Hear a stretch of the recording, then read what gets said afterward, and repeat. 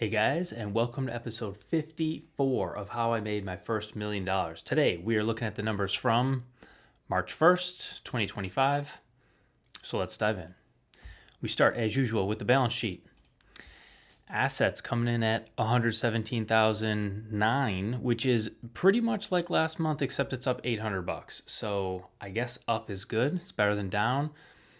But it didn't go up that much. However, a lot happened. So I'll show you that in just a second. Liabilities still at zero. And of course, net worth is the same as the assets. So that's been the case since maybe October last year, 4 or 5 months. So pretty great. No liabilities. Amazing. All right. So what actually happened with the assets? Well, cash is up a little bit, 2,500.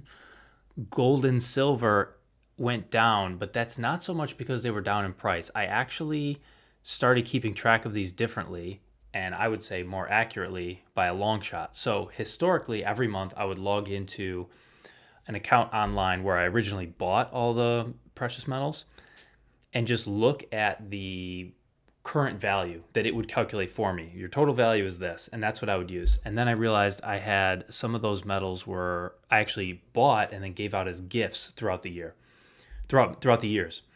And so I had to start subtracting those from my holdings. And I sort of rounded. I used like a ballpark estimate of what those gifts would be. And so finally I decided this month, you know what, why don't I just ignore that approach and basically calculate in a separate spreadsheet what is all the stuff I actually have and what is the current spot price of gold and silver. Just do a simple multiplication, add it up. And this is the number I got. So it is a little bit lower. So some of my holdings have unusually high value in that portfolio because they're weird. They're like collectibles. But in my mind, I don't even count them as investments because I'm never going to sell them. So it's more of like buying a concert ticket or something like that. I look at it as a source of entertainment, right? I can look at some silver coin that looks really cool. I'm not going to sell it at a profit, just never. So anyways, I think this is a much more accurate number. And it's just kind of like an accounting gimmick that it looks like it went down $2,000 this month. Nothing really changed. Bitcoin and crypto. This looks like nothing changed, but something did change massively. So Bitcoin was down kind of a lot throughout the month, maybe 10%, no, to 20%. It was down 20% from its high. I don't know if it was within 1 month, but it was down 20% from its high of like 108,000 or something like that, 106,000. Wherever it started, it was down to like 80 something. Anyways, I bought a whole bunch of Bitcoin, and so it kind of closed that gap. I'll elaborate in just a second. And I did loan a bunch on Kiva. I will explain more on that in the update section. So that's basically what happened with the assets. So it kind of looked like nothing really happened, but I got a bunch of cash, accounted for my precious metals a little differently, and bought a bunch of Bitcoin. I actually bought more Bitcoin in the last 3 days than in any 3-day period ever in my life, measured by dollars. So yeah, I'll explain that in just a second. Let's look at the chart. What is going on here? Another data point, 117.9. Last time we were this high. This is going to look a lot like last month.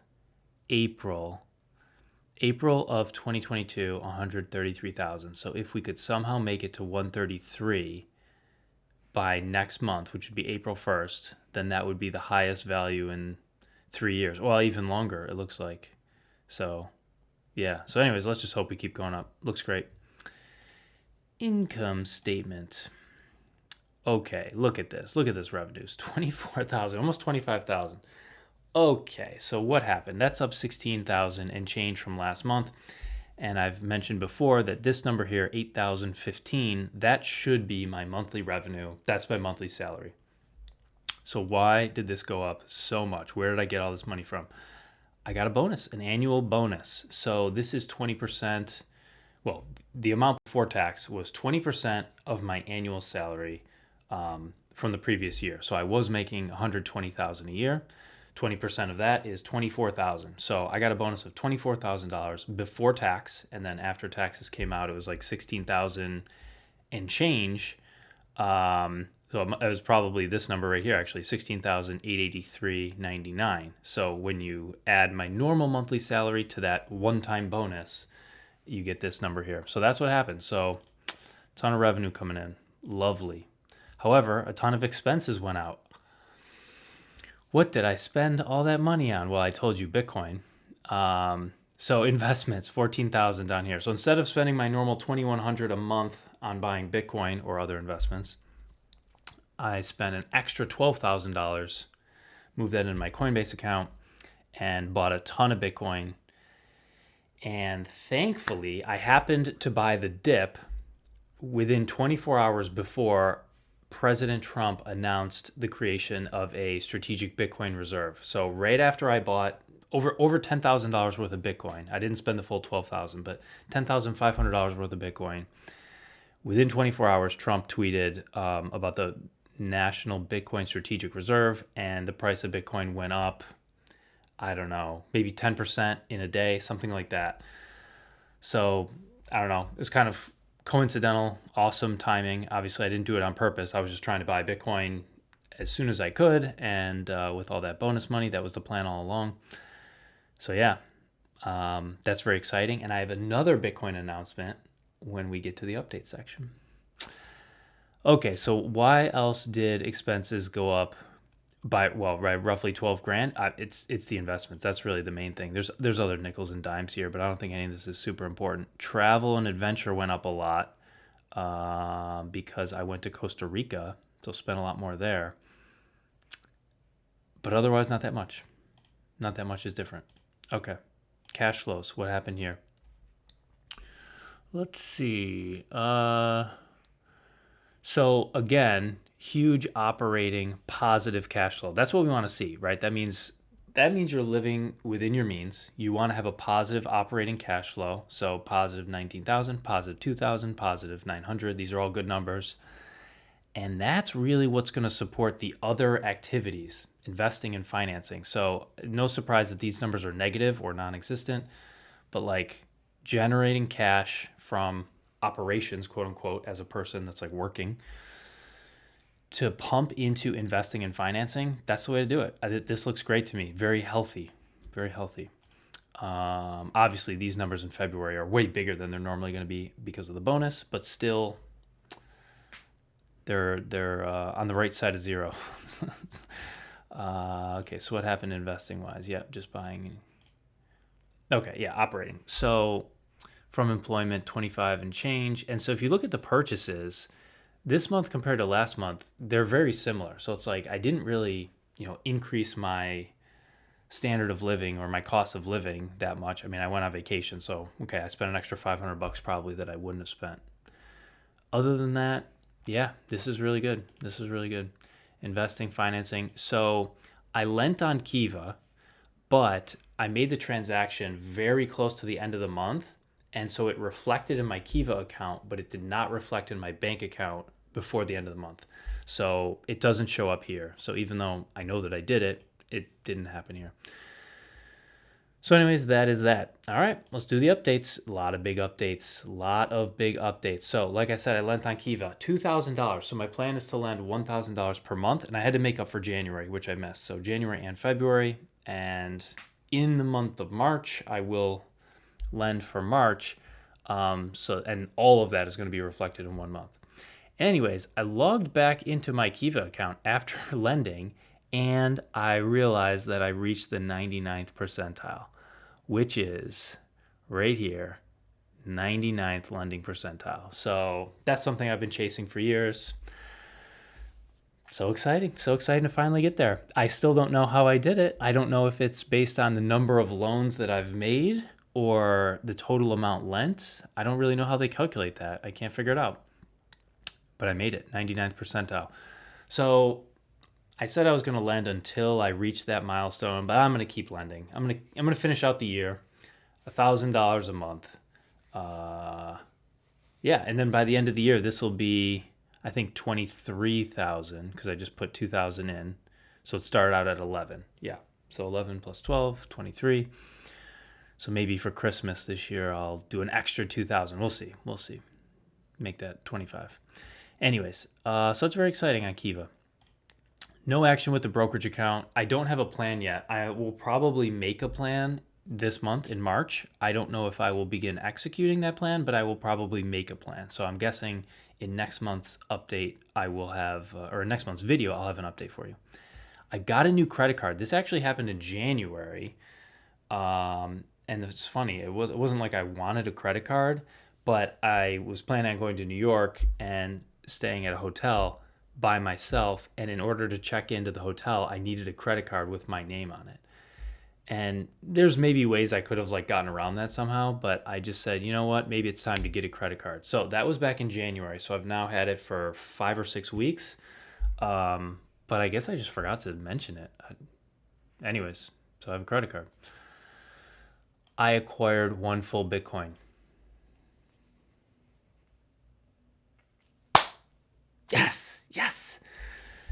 Yes. So that $10,500 that I bought Bitcoin with was enough to get 1 full Bitcoin, which I did yesterday or the day before on March 1st. It was on March 1st, actually. So it wasn't quite the last day of February. It was actually the first day of March, but I was including it here because it's very exciting. So this has been a long time coming, which is funny because the first time I ever bought Bitcoin, I put $1,000 in and I got like 3.5 Bitcoin. So like I've had a full Bitcoin before. I've had 11 Bitcoin, I think was the most I've ever had. And through a series of unwise and imprudent trades and life decisions, I squandered over 90% of, probably over 95%. Yeah, because I was down to half a Bitcoin. So squandered over 95% of my Bitcoin fortune. So some lessons have to be learned the hard way. Please learn from my lessons and don't do that. Don't try to retire when you don't have enough assets. And don't sell your Bitcoin. Guys, come on. Anyways, so I'm back up to 1 Bitcoin and I will keep climbing. So that's very exciting. I also opened a Bitcoin Roth IRA, but I did not fund it yet. So my plan is to fund it in March and make sure I make that purchase. I guess I just have to fund it before April 15th. And then I can, well, it's not even tax deductible, so it doesn't matter when I do it. Yeah, well, anyways, my plan was to get it done before April 15th. But anyways, I downloaded my credit report, one of them from one of the 3 bureaus. So I try to do that once every 4 months, and I just did it, a couple days ago. So anyways, just good to monitor that stuff. And I did see that my new credit card appeared there. So everything is up to date there. All right, relationship with body, 6 out of 10. The only thing I'll mention here is that I tweaked my lower back again. So I've been out of commission for a couple days, but it is feeling better quickly, which is lovely. Forgot about this. A comment below last month's video. Hey, Alan, good to see you're doing well. Thank you.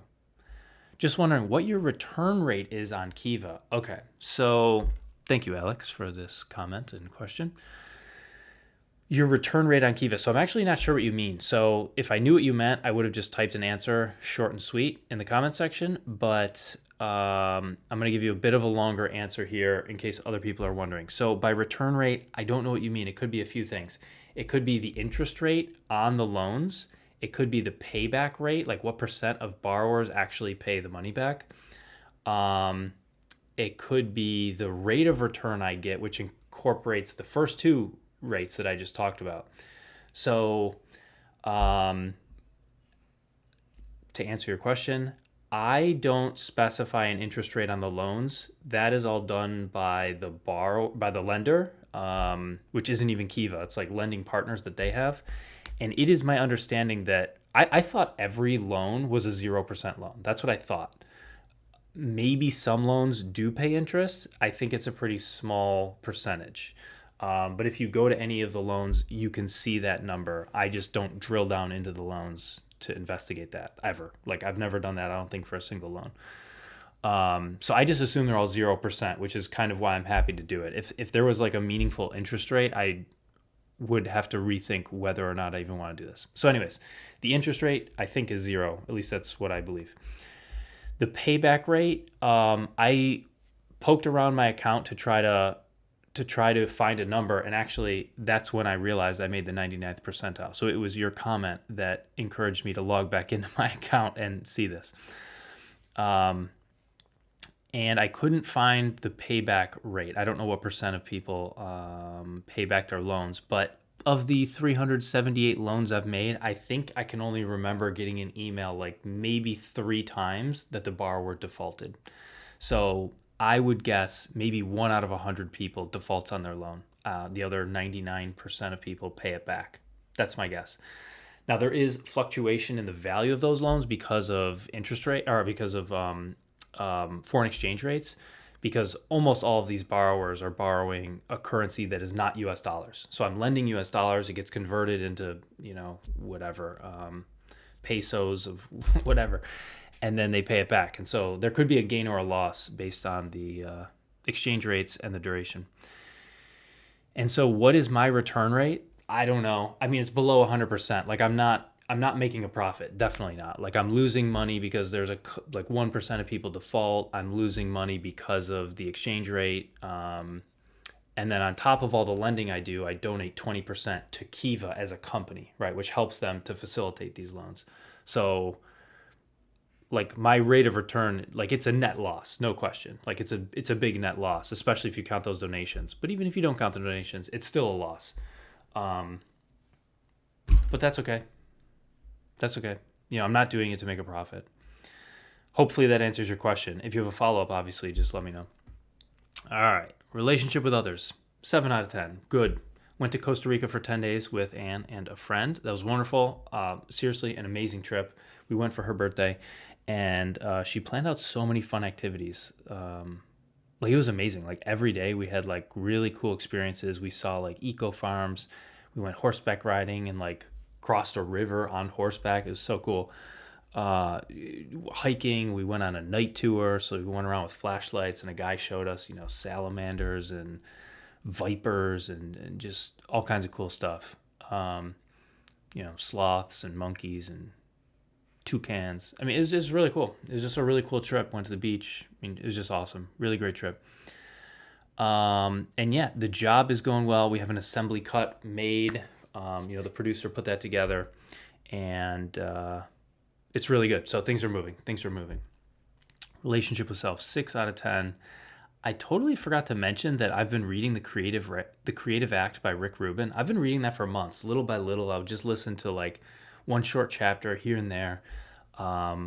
It's a really good book, and it's the kind of book I would want to go back to occasionally, like, once a year or something like that. It's a short book, really digestible, and it's applicable to anybody who does anything creative. So art, music, videos, anything. Like anything that you create.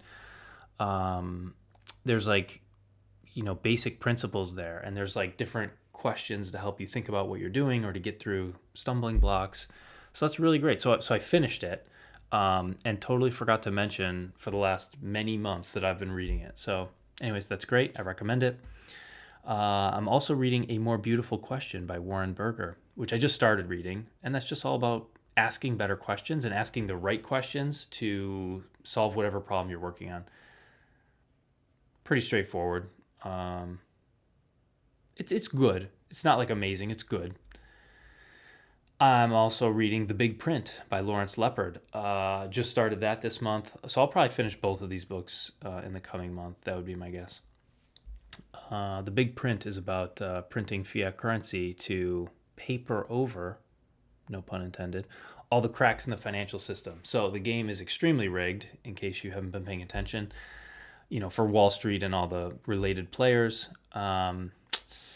And this book is about how you can protect yourself from that and not deal with the perils of inflation. So this is sort of like, you might say I'm reading it for work, sort of, because, I mean, I already know almost everything I've read in this book. I almost know all of it. Or at least nothing's a surprise or nothing's really changing the way I think. Whereas all these other books, these are all like new to me. This one is sort of like an exercise in confirmation bias. So normally I don't read books like that, but I'm sort of reading it for work. That way I can talk about it. And finally, that 6-part series that I mentioned up here, right? It's the same thing twice, but I put it in 2 groups, relationship with others and relationship with self, because it applies to both. Yeah, so that's moving along. And that's something I think about all the time, morning, noon, and night. All right, how am I thinking? How am I feeling? What am I doing? I'm thinking that health is so important. When I've been in back pain, like, for the last 3-ish days.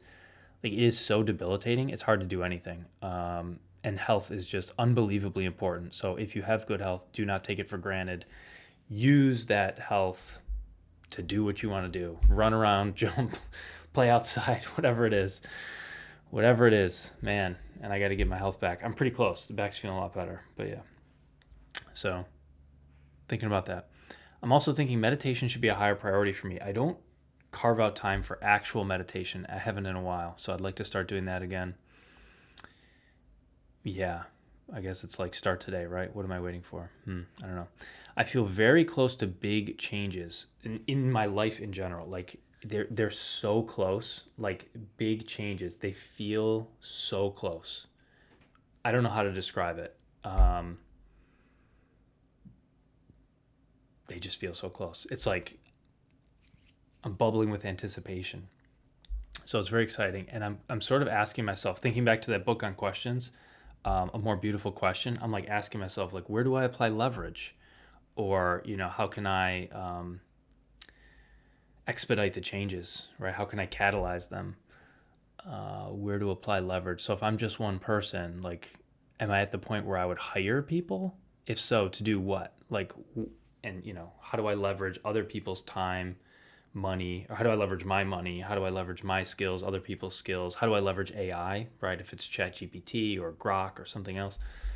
So I'm sort of like thinking where to apply leverage, because that is like, I don't think I'm using leverage enough. Yeah. So that's something I'm thinking about a lot. And I also was reminded of this quote that I heard Tim Ferriss say, but I don't know if he's the first person to say it. Life punishes the vague wish and rewards the specific ask.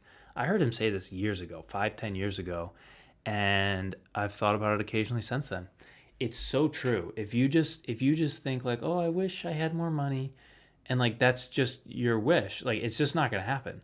But if you have a clear picture of how much money, what you would use it for, right? Like how you would allocate it, why it's important. If you have like an emotional connection to the like logical like buckets that you put that money in, like you're way more likely to get it. You're almost guaranteed to get it. If you are really, really clear on what you want, why you want it, what it looks like, if you can create the like emotional sensation of having that thing in your body now before you actually have it, like the more you get clarity, the more likely you are to just actually have it. So I am working to bring clarity to my identity, personal identity, and to my creations, like what I'm trying to bring into the world. Going back to the creative act, Rick Rubin. Yeah. So anyways, that is all I got for this month. Thank you guys for watching. I'll see you next month.